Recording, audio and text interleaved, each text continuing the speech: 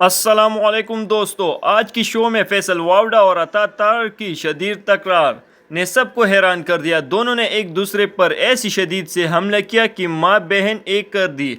आज हम देखेंगे असल में क्या हुआ और किसने किसकी क्लास ले ली। आइए इस वीडियो को प्ले करते हैं। में डालो, क्योंकि यहाँ भी जो शुरफा बैठे हुए उन्होंने भी मुल्क को अपने हिसाब से एसआरओ निकाल के उसका भी खून चूसा है, ठीक है, चाहे उसमें कारोबारी हो हम समेत, ठीक है सर। दूसरा टैक्स कलेक्शन की बात, उसका रिफॉर्म कैसे आएगा? बोला ठीक है, रिफॉर्म आएगा कैसे सर? मेरे लिए सवाल है कि फॉरेन टैक्स रजिस्ट्रेशन करेगी कैसे? वो कह रहे हैं अब मेरा सवाल है कि देखिए, अच्छा इसी दौरान के अंदर आप एक चीज मिस आउट कर गए। जाते हुए चीफ जस्टिस साहब के 11-10 दिन बड़े इंपॉर्टेंट है, वो एक बाउंड्री बाहर मारने जा रहे हैं, अगले 10 दिनों में करना होगा नहीं सारा। और आने वाले जो चीफ जस्टिस साहब है उनके पहले 10 दिन उन्होंने भी बाउंड्री लगानी है। अच्छा, इन्होंने जो बयानिया बनाया है सारों ने मिलकर कि जस्टिस फारिद साहब आएंगे तो वो कोई फरमाइशी प्रोग्राम के तहत इनको रिलीफ दे देंगे। नहीं, वो इंसान की अभी तक जो हमने परफॉर्मेंस देखी है, मैं पैसे तो उनको जानता, लेकिन वो बड़ा straight dead honest blunt straight fire करने वाला आदमी, की शोहरत यह है कि अपराइट आदमी, ठीक है, बोलेंगे तो वो फरमाइशी प्रोग्राम भी नहीं पूरा हो रहा तो ख्वाहिशात मलबे में चली जाएगी। क्योंकि बयानिया बाजार क्या होगा, ग्राउंड पे क्या होगा? बाजार में एक तरफ आर्मी चीफ ने एक पोजीशन ली है, बाजार में पानी लेने जाए, आप कॉफी लेने जाए, चाय लेने जाए, वो कहते जी, ये सारे कहते हैं कि फाइज साहब आएंगे तो हम सब ड्राई क्लीन होकर बाहर आ जाएंगे। मेरा तस्वीर उसका बहुत डिफरेंट है। आपका ख्याल है ड्राई क्लीन नहीं होना इन्होंने? नहीं, इनके साथ उस वॉशिंग मशीन में इन्होंने जाना है जिसका लॉक लग जाना है, चक्कर करता रहेगा। ये तारड़ साहब, देखिए ऐसी किसी से कोई होप नहीं है और ना आने वाले चीफ जस्टिस को कंट्रोवर्शियल ये बात करके करना चाहिए। आप लोग कर रहे हैं, हम तो नहीं कर रहे। मैं तो एक जगह भी बात नहीं कि मैं पार्टी का तर्जुमान हूं ना, हमारी पार्टी के भी किसी तर्जुमान ने ये बात नहीं की। मेरा ये ख्याल है कि लेकिन आप लोगों को कोई लड़ाई लगने वाली है? सियासी लोगों को कुछ तासुर मिल रहा है यहाँ से? कोई वाइब्स आ रही हैं यहाँ इस्लामाबाद में? देखिए क्या सराई या रूमर्स पे जाएंगे तो बड़ा कुछ चल रहा है मार्केट के अंदर, चल रहा है। मैं उस पर नहीं जाता। मैं आपकी जमात से 2-3 बड़े सीनियर लोगों से मिला तो मैं उनमें से एक का जुमला आपको कोट कर रहा हूँ नाम लिए बगैर। उन्होंने कहा कि उनके भी सुनने में आया, तो मैंने कहा फिर रियलिटी क्या है? उन्होंने कहा कुछ हो सकता है क्योंकि खाली एक पीटीआई को रगड़ा लगा के तो काम नहीं चलेगा, तो हो सकता है 10-20 हमारे भी पकड़े जाएं, 10-20 पीपल्स पार्टी के भी पकड़े जाएं। ये उनका जवाब था। लेकिन हमारे से क्या निकला? 4 साल हमने इमरान न्यासी प्लस फैज़ की एक कड़े एहतसाब का सामना किया, मंशियात भी लोगों पर डाली गई, लोगों को जेलों में भी बंद किया गया, खवातीन को भी बख्शा गया, एक अंधाधुंध किस्म का इंतकाम था। क्या निकला? उसमें से कुछ भी नहीं निकला। कल वाली मीटिंग के बाद आपसे ज़्यादा पीपल्स पार्टी के लोग डरे हुए थे, अपना अपना नाम पूछ रहे थे कि मीटिंग में हमारा नाम आया कि नहीं।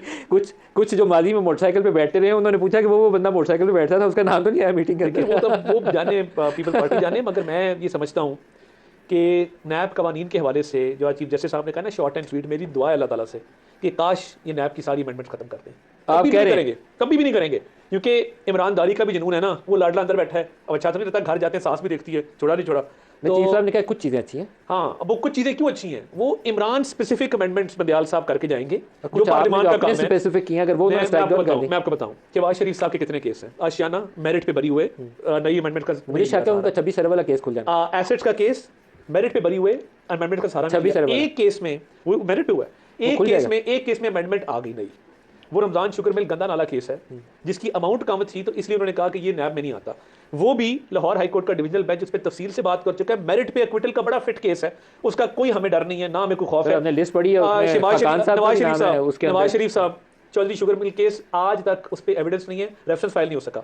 नारोवाल स्पोर्ट्स सिटी, एहसन इकबाल बरी, आहा चीमा बरी, और मेरिट पे नए कानून के मुताबिक नहीं। डर कहाँ पे है? Billion tree tsunami, BRT Peshawar, Malam Jabba, helicopter तो खुल जाएगा ना, तोशा खाना, ये बंदियाल साहब उड़ाए ना, सारों के खुल जाएंगे। नहीं, उड़ जाना है सर, देखते हैं। उसके अंदर 2 हिस्से आने हैं जो मेरी एंटिसिपेशन है। एक वो बोलेंगे कि ये 3-4 चीजें विद मैलिफाइड इंटेंट की गई थी, स्ट्राइक डाउन, और वहीं से कंसीडर किया जाएगा जहां से की गई। सबसे ज्यादा खतरा अटक में बैठे लॉ अमेंड करने के लिए मामला दोबारा पार्लियामान को वो रेफर कर देंगे, तो यहाँ से मामला खुलेगा। नदीम मलिक साहब, तारड़ साहब अच्छा बोलते हैं। इन्होंने कहा कि फैज़ की हमने तकलीफें बर्दाश्त की, और आपकी सरकार ने बैठकर फैज़ का क्या कर लिया? और जब अकाउंटेबिलिटी होगी, जब तीनों पार्टियां मुखलिस नहीं होंगी और इनके करप्ट लोग जो हैं उनकी अकाउंटेबिलिटी होगी, तो फिर अकाउंटेबिलिटी तो जो इदारे में बैठे हुए करप्ट लोग थे उनकी भी होगी, तो जस्टिफाइड यूनिफाइड चीज़ चलेगी। सर देखिए, जनरल आसिम मनीर ने अगर वाकई लोगों को ये यकीन दिलाना है कि वो अक्रॉस दी बोर्ड एहतसाब पे यकीन रखते हैं, तो उन्हें फिर इदारे के अंदर जो जिन लोगों ने देखा ना स्मगलिंग भी होती है, तो स्मगलिंग बॉर्डर पे होती है, तो वहाँ पे भी जिन लोगों की पोस्टिंग रही होगी तो उनका भी नाम आएगा। वो पूछेंगे कर रहे हैं, जो पेट्रोल आता है कराची में आके बिकता है ईरानियन, उसको पूछेंगे, जो डॉलर स्मगल होता है उससे पूछेंगे। ये तो पूछना पड़ेगा। सिर्फ देखें, आर्मी चीफ साहब की इंटेंट, उनकी ख्वाहिश, उनकी सोच, उनका जो भी उसके लिए वो फॉरेन इन्वेस्टमेंट आ रहे हैं, रेड टेपिज्म खत्म कर रहे हैं, जो भी सब कोशिश कर रहे हैं, लेकिन उन्होंने ट्रिकल डाउन करवाना तो उन्हीं बेईमान लोगों से है जो ब्यूरोक्रेसी के अंदर बैठे हुए हैं, ये सियासतदान है। सर मुझे एक बात बताओ, जो मीटिंग के अंदर बातें की हैं उन्होंने इस चीज़ की यकीन दहानी उसको MBS को करवाई है, मोहम्मद बिन सलमान को कराई है, और इसकी यकीन दहानी उन्होंने MBZ को करवाई है UAE में।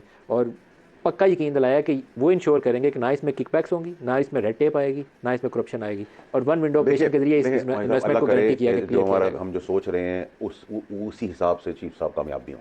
लेकिन लेकिन लेकिन लेकिन लेकिन लेकिन अगर एस्टैब्लिशमेंट की प्रोग्रेसिव काम के अंदर अगर फिर से यही एक्सपायर्ड लीडर्स और पॉलिटिकल पार्टीज, यही वो 15-20 शक्लें जो चल खड़े नहीं हो सकते, बैठ नहीं सकते, जिन्होंने मुल्क का तहस नहस कर दी है, जो पार्ट टाइम पॉलिटिक्स यहां करते हैं, यहां पॉलिटिक्स की, यहां फ्लाइट ली, यहां लंदन, यहां पॉलिटिक्स की फ्लाइट ली दुबई, यहां फ्लाइट ली स्पेन, और मजेदार बात है जाने के बाद इनके नाम ईसीएल में रखते हैं, लेकिन लगाए जाते हैं। सबसे मजेदार बात यह है, ठीक है, अगर ये निज़ाम नहीं बदला तो क्यों हम तो फंस गए हैं नए पाकिस्तान और पुराने पाकिस्तान के बीच में एक अजीब पाकिस्तान के अंदर। ठीक है, इस अजीब पाकिस्तान से निकालने के लिए कुछ अजीब काम करने पड़ेंगे, और वो काम करने पड़ेंगे जो शायद शायद शायद ज़ियाउल हक साहब ने किए। अगर उस डगर पे आप जा रहे हैं तो मुल्क एक ऑफ पे आ जाए। ज़ियाउल हक की मिसाल अच्छी नहीं है जो आपने दी, पीपल्स मैं पार्टी वालों तो फिर सर आप एक काम करें, मैं ब्रेक ले लूं, अभी पीपल्स पार्टी वाले बड़े डरे हुए हैं। ताहिर साहब से मैं पूछता हूं, क्योंकि पिछले 2-3 रोज में पीपल्स पार्टी वाले खाइफ हैं, क्योंकि ये ज़मीनों के कब्जे और दूसरे मामलों के ऊपर कुछ लोगों के नाम सामने आए हैं। आज भी पंजाब में, तो वहाँ शहबाज साहब क्यों बाहर हैं? आज भी पंजाब में यही है, शहबाज साहब आज की तारीख में पंजाब में यही है। आपके ख्याल में शहबाज साहब तारीख में केपीके में भी यही है, आज की तारीख में सब कुछ आपके ख्याल में चल रहा है। आपके ख्याल में शहबाज साहब लंदन क्यों? पार्ट टाइम उनको लगा कल की वापस आ जाएंगे, ब्रेक लेने हमारे साथ है। तो सब सियासी मंजरनामा क्या बनेगा, क्योंकि इकोनॉमिक मैनेजमेंट इसी अरसे में होनी है। डॉलर की स्लाइड नहीं रुक रही, 307 पे है। आपके चीफ के बयान के बाद बहुत से लोग आज ये देख रहे थे कि मार्केट के अंदर 10-15 रुपये रिकवरी आती है, लेकिन इंटरबैंक में रिकवरी नहीं है, स्टॉक मार्केट अभी भी गिरी है। तो आपको इंप्लीमेंटेशन की तरफ जाना है, और हर सूरत जाना है, चाहे वो आर्मी चीफ इसकी जिम्मेदारी उठाता है या कोई और जिम्मेदारी उठाता है। किसी को ड्राइविंग सीट पे बैठना चलेगा, ऑटो के ऊपर नहीं चल सकता। इस वक्त ऑटो पे चल रहा है। देखिए, हमारे दौर में जो एक इनिशिएटिव था, और वो आर्मी चीफ साहब का इनिशिएटिव था, जो स्पेशल इन्वेस्टमेंट फैसिलिटेशन काउंसिल बनी SIFC, उसमें एग्रीकल्चर, माइनिंग, IT 3-4 फील्ड्स को शॉर्टलिस्ट किया गया फॉर इन्वेस्टमेंट पर्पसेस। उसमें जो हमारे दोस्त ममालिक हैं उन्होंने बड़ा कीन और डीप इंटरेस्ट शो किया। और अब जो बातें हो रही हैं कि $25 अरब आएगा सऊदीया की तरफ से, $25 अरब आएगा UAE की तरफ से, चाइना इन्वेस्टमेंट करना चाह रहा है, तो ये अगर अगले साल सवा साल में ये मटीरियलाइज़ कर जाती हैं इन्वेस्टमेंट्स, तो आई थिंक एक तो डॉलर का रेट भी नीचे आएगा, और क्योंकि देखिए सारी चीज़ें, महंगाई, वो बिजली हो, वो पेट्रोल हो, ये सारी चीज़ें डॉलर से लिंक्ड हैं। तो आई थिंक एक दफ़ा ये इन्वेस्टमेंट शुरू हो गई, प्रायोरिटीज़ ठीक है हमारी, SIFC में एरियाज़ ठीक चुने गए हैं, दोस्त ममालिक की तरफ से एक अच्छा तासर भी मिला है, अच्छी कॉपरेशन के भी वादे हुए हैं, जो डैमेज ताल्लुकात थे उनको मेंड किया गया है।